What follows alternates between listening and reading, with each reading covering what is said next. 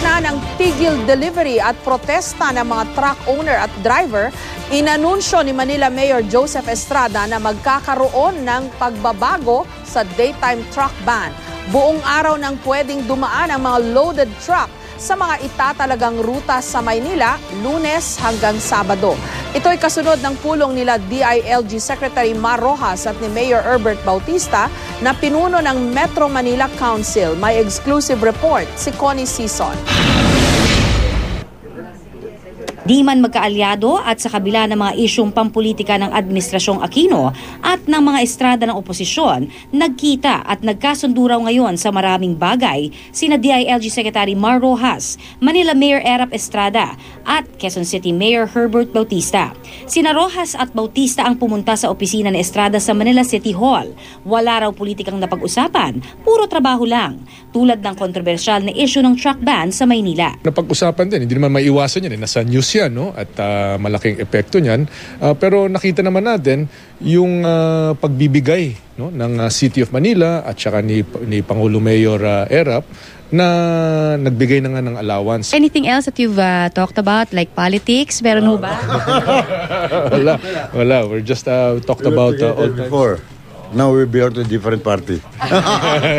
Okay naman ho, everything. Okay naman. Politics. Ipinagmalaki ni Estrada kay Rojas sa kanyang CCTV monitor ang ngayon maluwag na daloy daw ng trapiko sa Maynila dahil sa truck ban. So, Divisoria look now, Mr. Secretary. Before, the vendors are all over the street. Now, one or another, we're able to... Ay, nakikita na yung may clearance na. Bukas, nasa liberal na ako. Sa liberal dati yan eh. Naririnig din naman daw ni Erap ang hinaing ng mga trucker. Kaya ngayong araw, matapos ang pulong, medyo lumambot ang paninindigan ng alkalde ng Maynila. May babaguhin daw sa truck ban sa Maynila, bagay na ikinatuwa naman ni Rojas. Free-flowing. Only those empty trucks. Ang magkakaroon ng ban. So are you happy about that, sir? Well, actually maganda yung pag-free-flowing dahil mas mabilis ang labas-pasok ng mga produkto at saka pati yung mga chuper mismo makaka 2 trips sila or kahit baka 3 trips pa. No? Hindi naman pwede na nasa traffic lang sila. Sa bagong ipatutupad na truck ban, nalalamanin daw ng bagong ordinansa. Pwede nang dumaan ang mga loaded truck o yung may mga kargang delivery buong araw sa mga itatalagang ruta lang sa Maynila. Lunes hanggang Sabado. Ang mga truck naman na walang laman, pwedeng magbiyahe doon sa itinalagang window time na mula alas 10 ng umaga hanggang alas 3 ng hapon, Lunes hanggang Sabado. Maglalaan din daw ng isang lane sa mga truck na babiyahe sa may Rojas Boulevard. Hindi pa tiyak kung kailan maipatutupad ang pagbabagong ito sa ngayon. Wala na siguro maging economic sabotage dahil nagkausyo kami and I think the ordinance 8039 will be ratified.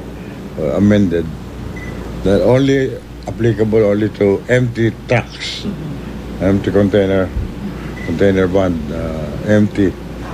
They have to be banned. Dala naman ni Mayor Bautista ang liham ng MMDA kay Estrada. Si Bautista ang chairman ng Metro Manila Council.